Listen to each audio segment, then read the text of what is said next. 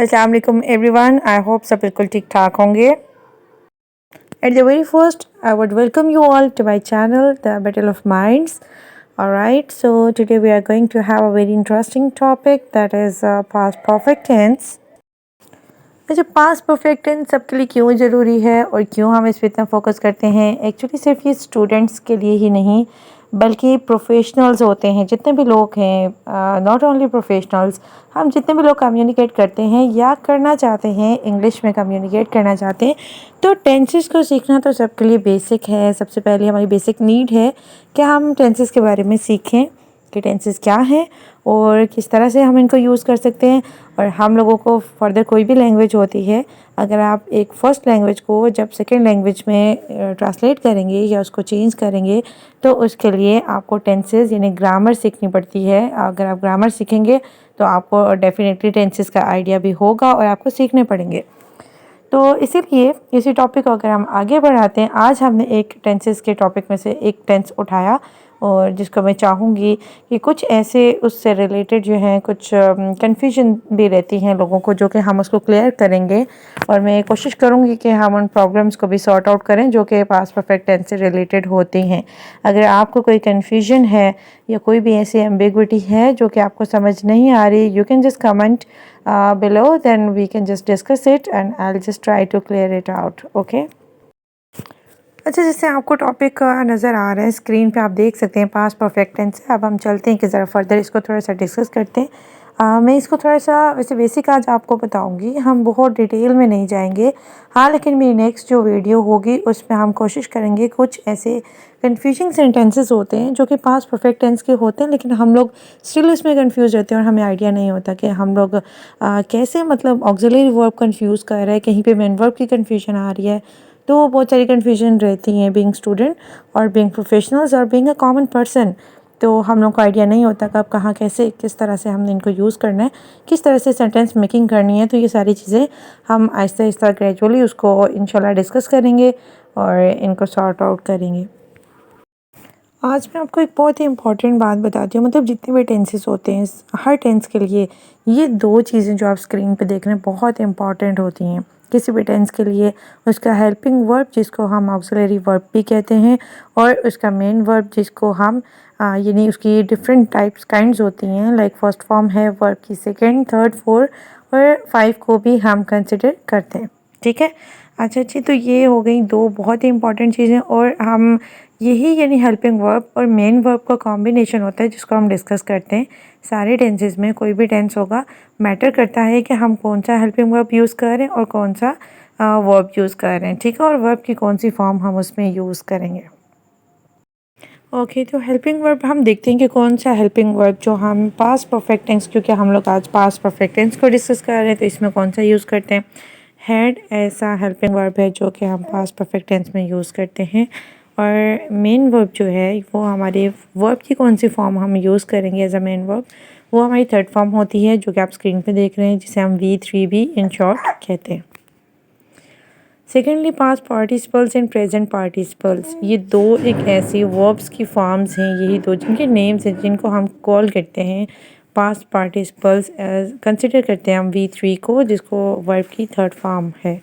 और इसी तरह से V1 प्लस ING आप देख रहे हैं स्क्रीन पे, ये ING फॉर्म किसी भी वर्ब की होती है और इसे हम लोग प्रेजेंट पार्टिसिपल कहते हैं। जैसे कि मैं आपको बता चुकी हूँ कि जो पास्ट पार्टिसिपल होता है वो थर्ड फॉर्म होती है, V3 जिसको हम कहते हैं third form. Plus present participle का डिस्कशन हम लोग नहीं करेंगे इसमें, क्योंकि ये हम दूसरे टेंसेस में यूज़ करते हैं। कोई भी कॉन्टीन्यूस टेंस होता है, अगर हमारे पास किसी भी कॉन्टीन्यूस टेंस में हम लोग प्रेजेंट पार्टिसिपल का यूज़ करते हैं। Present participle as a gerund भी यूज़ होता है, लेकिन ये एक बिल्कुल ही डिफरेंट टॉपिक है जिसको फिर हम किसी वीडियो में डिस्कस करेंगे। अभी हम जो डिस्कशन करेंगे वो हम पास्ट पार्टिसिपल के हवाले से करेंगे और हेल्पिंग लेके करेंगे।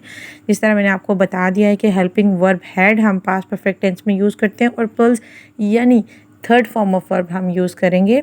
और ये एक ऐसा कॉम्बिनेशन है जो कि हम सिर्फ पास्ट परफेक्ट टेंस में ही यूज़ करते हैं। अच्छा, कोई भी जो कॉम्बिनेशन होता है हेल्पिंग वर्ब का और वर्ब का जो हम यूज़ करते हैं टेंसेस में, वो हम स्पेसिफिक टेंस के लिए यूज़ करते हैं। और ये वो सारी चीज़ें जो कि मैं आपको बता रही हूँ इन डिटेल, इस तरह से कभी कोई आपको नहीं बताता। इसलिए अपने माइंड में रखिएगा, ये सारी चीज़ें जो मैं आपको बता रही हूँ बहुत हेल्पफुल हैं आप लोगों के लिए। छोटी छोटी सी टिप्स हैं, छोटी छोटी सी बातें ऐसी हैं जो क्लोज हम बताते हैं, जो कि हम लोग डिस्कस करते हैं या फिर माइंड में रखते हैं रिगार्डिंग टेंसेस। अब जैसे आप देख सकते हैं स्क्रीन पर के एग्ज़ाम्पल हम डिस्कस करते हैं, पास्ट परफेक्ट टेंस के एग्ज़ाम्पल है। इसमें आप देखिए कि द एग्ज़ाम्पल एक कॉमन से सेंटेंस हमने लिया, like she had completed her work.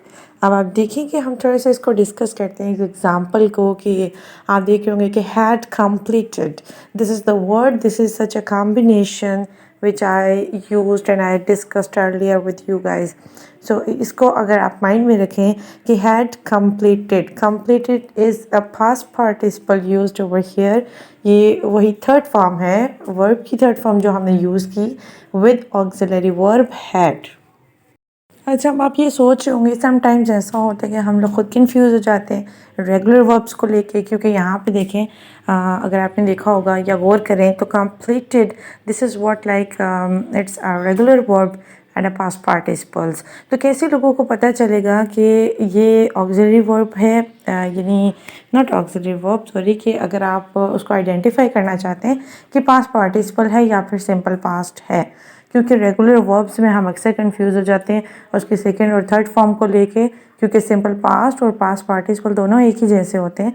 जैसे आप कंप्लीटेड ही की एग्जांपल ले लें तो इन complicated you can see like this is what both are same. तो कॉम्प्लीटेड एंड कंप्लीटेड, इसका डिफरेंस क्या है और कैसे हम आइडेंटिफाई कर सकते हैं ये मैं आपको ज़रूर बताऊंगी।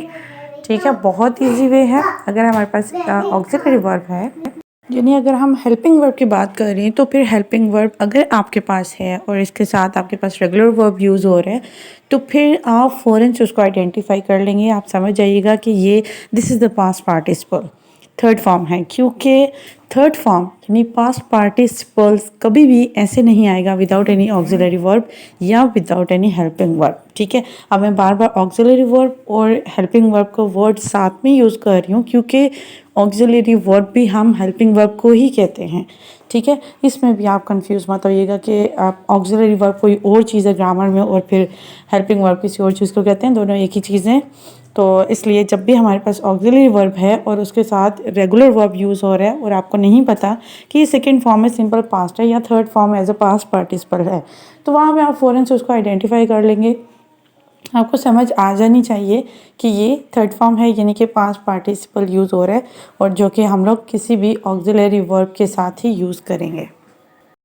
इसी तरह से अगर आप देखें कि हमारे पास जैसे ये मैंने रेगुलर वर्ब की एग्जांपल लिखी है, कॉम्प्लीटेड वर्ब, तो आप इसकी फर्स्ट V1, V2, V3 और V4 भी दे सकते हैं। और इसी तरह से इरेगुलर वर्ब की एग्जांपल को अगर हम डिस्कस करें तो just one is an example irregular verb right, because इसकी सेकेंड और थर्ड फॉर्म पास्ट पार्टिसिपल और सिंपल पास्ट आपको डिफरेंट नज़र आ रही हैं, दे आर नॉट same.